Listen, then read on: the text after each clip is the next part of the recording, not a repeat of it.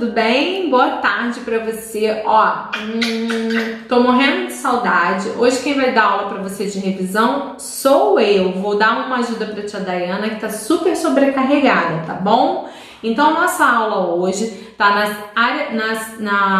no componente curricular Ciências Humanas, na área de conhecimento Geografia, tá bom? Então você vai lá, vai abrir o seu livro na página 186 e nós vamos falar das diferenças entre espaços, campos e cidades, ok? Então vamos lá? A tia vai te mostrar primeiro aqui no livro a foto de uma cidade antiga e de uma cidade atual. Olha a diferença aqui de uma cidade antiga para uma cidade atual.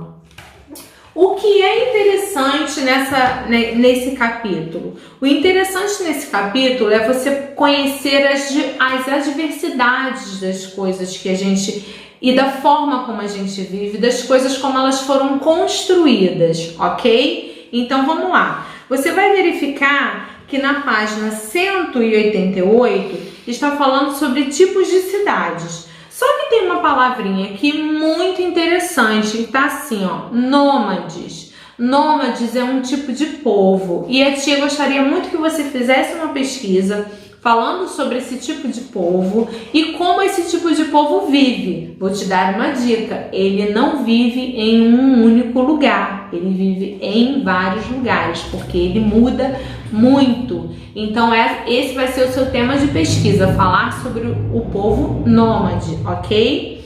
Além de falar sobre o povo nômade, existem dois tipos de cidades. Existem as cidades que foram construídas de forma espontânea e existem as cidades que foram planejadas.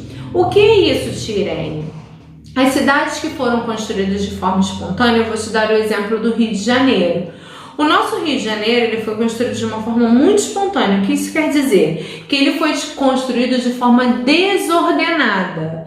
Vamos dar exemplo das nossas favelas. Nós temos aqui um centro urbano, mas nós sabemos que existem muitas favelas no Rio de Janeiro. O que essas favelas não têm que a gente tem?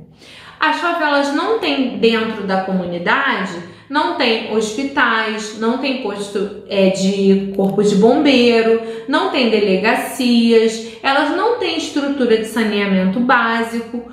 E aqui nós temos, por essa razão, o nosso Rio de Janeiro foi construído de forma espontânea, de forma desordenada. Então faça uma pesquisa para você se aprofundar um pouquinho mais na construção do Rio de Janeiro e ver tudo que você pode imaginar de como ele foi construído. Inclusive, vou te dar também uma outra referência muito interessante, que é Copacabana. Copacabana não tinha aquele calçadão lindo, aqueles prédios enormes. Copacabana era só o mar e algumas casas construídas. Muito interessante essa pesquisa que você pode fazer sobre o Rio de Janeiro, ok? Não esqueça de me dar retorno depois. E as cidades planejadas são cidades assim, ó. Existe um plano, né, uma terra bem grande, onde vai ali uma pessoa e essa pessoa, que sejam os governantes ou algum proprietário, decide construir uma cidade naquele lugar. Então ele vai chamar arquitetos, engenheiros, projetistas e ali eles vão projetar casas, hospitais, delegacia, corpo de bombeiro, tudo de uma forma organizada. O planejamento serve para isso, para que as coisas sejam organizadas. Então, isso são chamadas cidades planejadas, onde tem estrutura, todas as ruas são asfaltadas. Olha que coisa interessante. Tema aí de uma boa pesquisa para você no Google também, tá? Na página 189, vem falando sobre patrimônio histórico. Você já ouviu falar sobre patrimônio histórico? A tia vai te dar alguns exemplos, tá? Aqui no livro, fala sobre duas cidades. Eu vou mostrar pra você. Ó, duas cidades. Essas duas cidades, tá falando aqui, ó, que é o Centro Histórico de Salvador e tá falando aqui que é Diamantina, no Rio, em Minas Gerais. Essas duas cidades, elas são patrimônios históricos. O que é patrimônio histórico? É toda uma estrutura ou uma cidade que ela é preservada por um órgão público. O que é preservação, Tirene? Preservação é assim, ó. Houve a construção inicial, ela foi construída e ela não foi modificada. Ao longo dos anos e do tempo, ela só foi restaurada. E essa restauração é chamada de patrimônio histórico e de um bem que a gente preserva e aí dá-se esse nome, patrimônio histórico. Aqui no Rio nós também temos, tá? Nós temos a cidade de Paraty, que é a primeira cidade do Rio de Janeiro construída, que é tombada pelo patrimônio histórico, que toda a estrutura de Paraty continua igualzinho, da mesma forma. Pesquisa aí na internet, no Google, que você vai conhecer Paraty. Bem próximo aqui de nós temos, sabe o que? Eu acho que você deve saber, mas é bom a tia te dar essa informação. Nós temos a Conlurb. A Conlurb antigamente era uma estação de bonde e hoje ela é a Conlurb. Só que ela ainda é preservada na mesma estrutura que ela foi construída antigamente. Passa lá com seu pai, faz um retorno para você poder conhecer e pede para ele poder te explicar. Talvez ele não lembre, mas ela era uma estação de bonde, tá bom? Então, patrimônio histórico é todo bem de estrutura ou de cidade que foi construída e ela continua sendo preservada da mesma forma, ok? Então, vamos lá para a página 190. Aqui a tia vai falar sobre os parques municipais.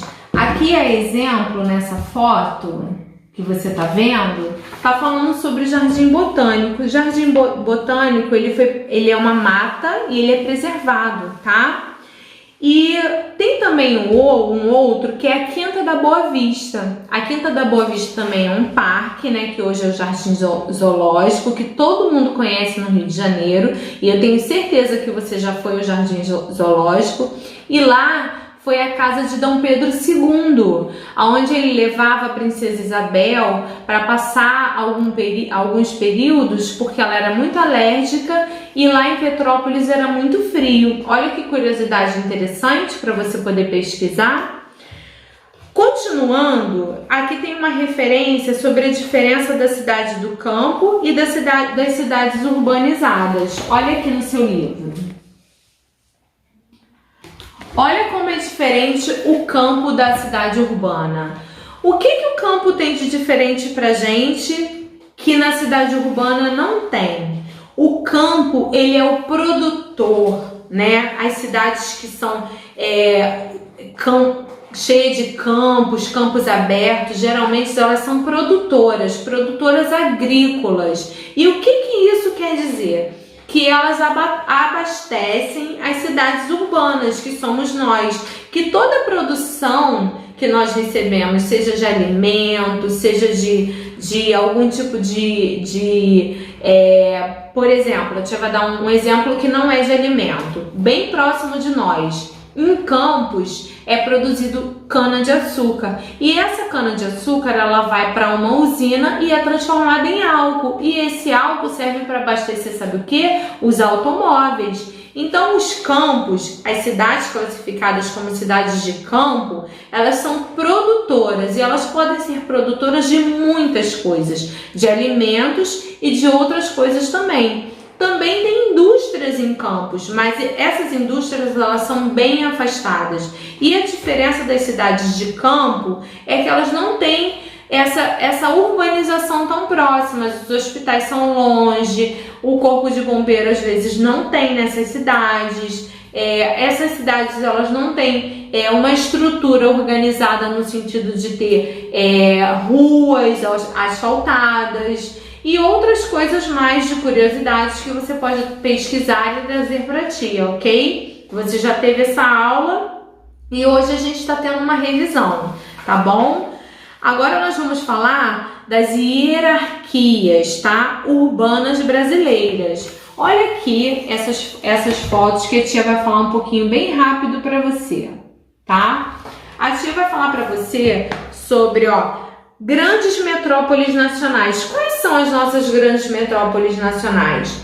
Rio de Janeiro e São Paulo. Por que elas são classificadas dessa forma? Porque elas são muito urbanizadas e elas são conhecidas mundialmente.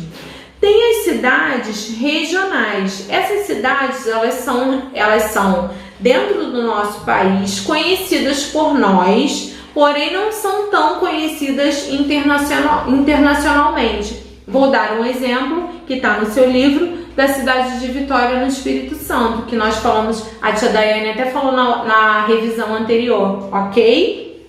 E os centros subregionais, sub já diz, né, que é baixo, são as cidades menores, de pequeno porte, que não são tão conhecidas e a gente às vezes nem sabe que elas existem. Por isso que é muito bom a gente ficar sempre pesquisando, né? Nós temos lá, Leona, o mapa do Brasil, e o mapa do Brasil, olha que interessante que termina o seu capítulo.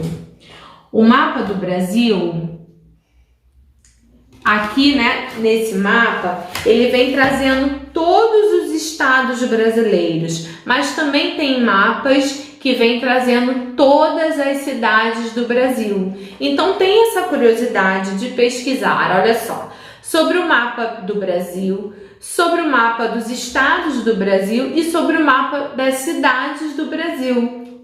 Fica aqui o meu beijo, essa revisão bem gostosa. Não se esqueça da minha pesquisa dos nômades e tenha curiosidade de pesquisar as coisas que a tia falou, tá bem?